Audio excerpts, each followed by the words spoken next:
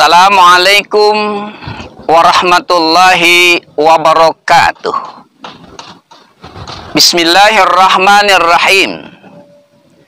Alhamdulillahilladzi ja'ala Rajaba minal ashhuril hurumil fadilah. Fasanna fihi sauman nafilah. Isti'dadan li Ramadanal mubarakah. Amma ba'du. Kaum muslimin yang dirahmati Allah, hari ini kita berada di minggu terakhir bulan Sya'ban. Itu artinya beberapa hari lagi kita akan kedatangan tamu agung yang dinanti-nantikan kedatangannya oleh setiap hamba yang beriman kepada Allah. Dialah bulan suci Ramadan, bulan yang penuh berkah. Tamu terhormat yang datang membawa segudang peluang dan kesempatan emas bagi kita. Kenapa dikatakan demikian? Tak lain karena di bulan Ramadan terkandung kemuliaan dan keistimewaan yang sangat besar, yang tak bisa kita jumpai pada bulan-bulan selain bulan Ramadan.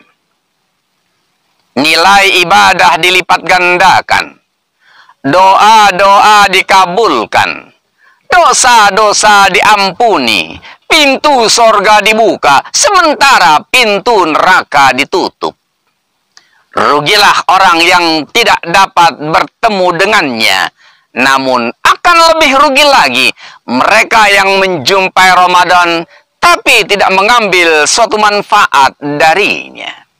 Oleh karena itu, kita perlu mempersiapkan diri dengan sebaik-baiknya dalam rangka menyambut kedatangan bulan yang penuh berkah, sehingga kita dapat memanfaatkannya secara maksimal untuk beribadah mendekatkan diri kepada Allah Subhanahu wa Ta'ala. Dengan demikian, apa yang menjadi tujuan akhir dari puasa Ramadan ini, yakni derajat takwa, dapat kita raih. Rasulullah Muhammad Sallallahu Alaihi Wasallam mengajarkan kepada kita sebuah doa yang dipanjatkan menjelang datangnya Ramadan, yakni Allahumma barik lana fi Rajab wa Sya'bana wa balikna Ramadan. Ya Allah, berkahi kami di bulan Rajab dan Sya'ban, dan sampaikan usia kami berjumpa dengan bulan suci Ramadan. Hadis riwayat Ahmad. Kita sambut kedatangan bulan Ramadan dengan penuh sukacita. Marhaban ya syahrul Ramadan. Selamat datang wahai bulan Ramadan. Kita sambut kedatangannya dengan penuh sukacita. Kaum muslimin yang dirahmati Allah, ada beberapa sikap terpuji yang dilakukan para ulama soleh terdahulu dalam menyambut kedatangan bulan suci Ramadan yang patut kita teladani. Pertama, sambutlah Ramadan dengan perasaan gembira dan bahagia.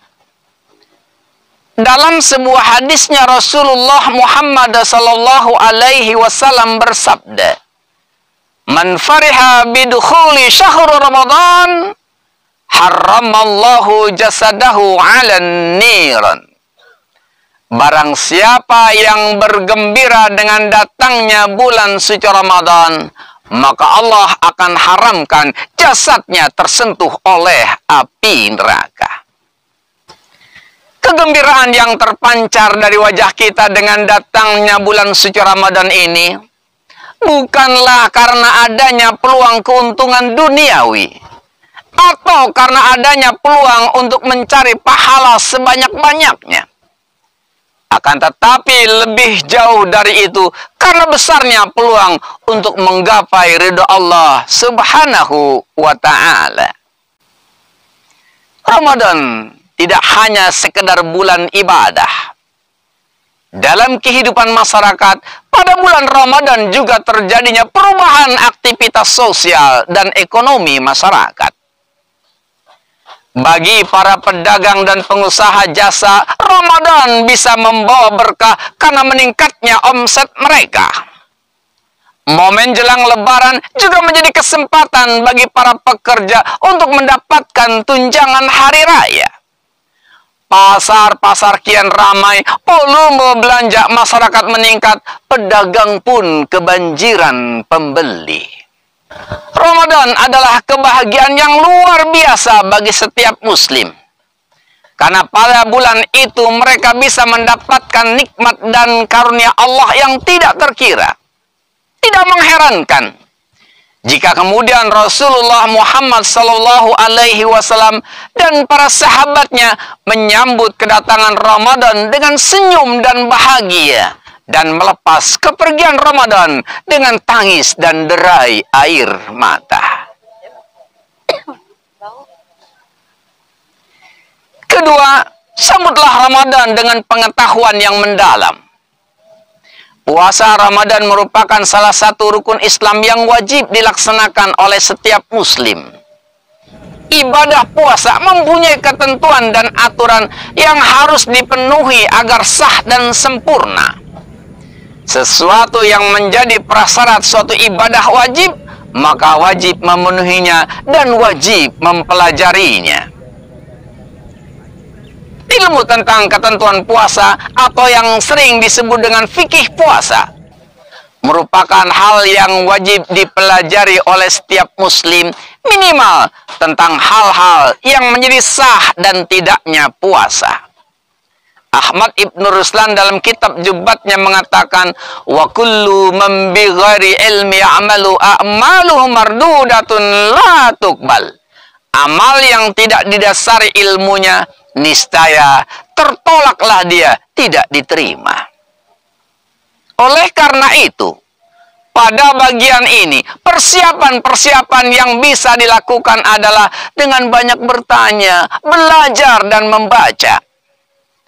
Orang akan mampu mengerjakan sesuatu dengan sempurna dan riang gembira jika ia tahu dengan pasti apa alasan, tujuan, dan manfaat di balik sesuatu yang ia kerjakan. Ketiga, sambutlah Ramadan dengan doa. Bulan Ramadan selain merupakan bulan karunia dan kenikmatan beribadah, juga merupakan bulan tantangan. Tantangan menahan nafsu dari perbuatan maksiat, tantangan menghadapi godaan setan dalam beribadah, tantangan untuk menggapai kemuliaan malam Lailatul Qadar, dan tantangan-tantangan lainnya.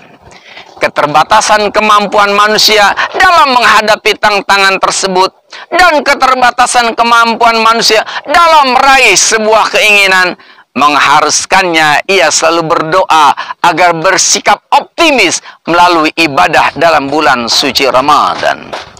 Bukankah Rasulullah Muhammad SAW mengatakan, ad-du'a silahul mu'min, doa itu senjatanya orang-orang yang beriman.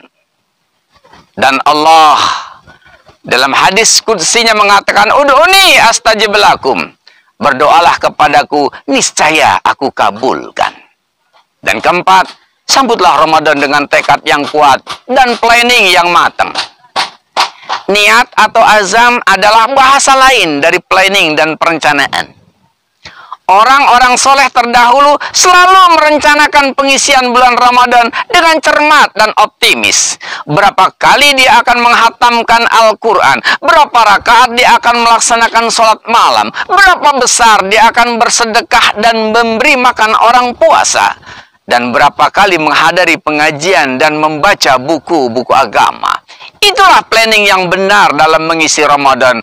Bukan hanya sekedar memplanning atau merencanakan menu makanan dan pakaian untuk Ramadan, tapi lebih diarahkan pada perencanaan yang matang untuk meningkatkan kualitas ketakwaannya kepada Allah Subhanahu wa Ta'ala. Dan yang kelima, persiapkan ruh dan jasad kita. Rasulullah Muhammad SAW dan orang-orang soleh tidak pernah menyanyiakan keutamaan Ramadan sedikit pun. Rasulullah dan para sahabat memperbanyak puasa dan bersedekah pada bulan Sya'ban sebagai latihan sekaligus tanda kegembiraan menyambut datangnya bulan suci Ramadan. Dengan mengkondisikan diri pada bulan Sya'ban untuk berpuasa, bersedekah, dan memperbanyak ibadah, kondisi ruhiyah akan meningkat dan tubuh akan terlatih untuk berpuasa. Di sisi lain, tidak akan terjadi lagi gejolak fisik dalam proses penyesuaian yang kadang-kadang dirasakan oleh orang-orang yang pertama kali berpuasa, seperti lemas, demam, dan sebagainya. Dan yang keenam, persiapkan finansial yang baik. Persiapan materi di sini tidak dimaksudkan untuk membeli kebutuhan untuk berbuka sahur yang mewah dan mahal, bahkan kadang terkesan berlebihan. Tapi finansial yang adalah diperuntukkan untuk menopang ibadah kepada Allah Subhanahu wa ta'ala. Bulan Ramadan merupakan bulan mua'asah, bulan santunan, bulan pelipur lara. Sangat dianjurkan memberi santunan kepada orang lain, betapapun kecilnya. Pahala yang sangat besar akan didapat manakala ia memberi makanan berbuka kepada orang yang berpuasa, sekalipun sekedar sebiji kurma dan seteguk air putih. Mudah-mudahan Allah pertemukan kita dengan bulan suci Ramadan yang mulia dan dapat mengisinya dengan ibadah kepada Allah Subhanahu wa ta'ala, sehingga Ramadan tahun ini adalah merupakan Ramadan yang terbaik dalam hidup kita. Billahi sabilil haqq. Wassalamualaikum warahmatullahi wabarakatuh.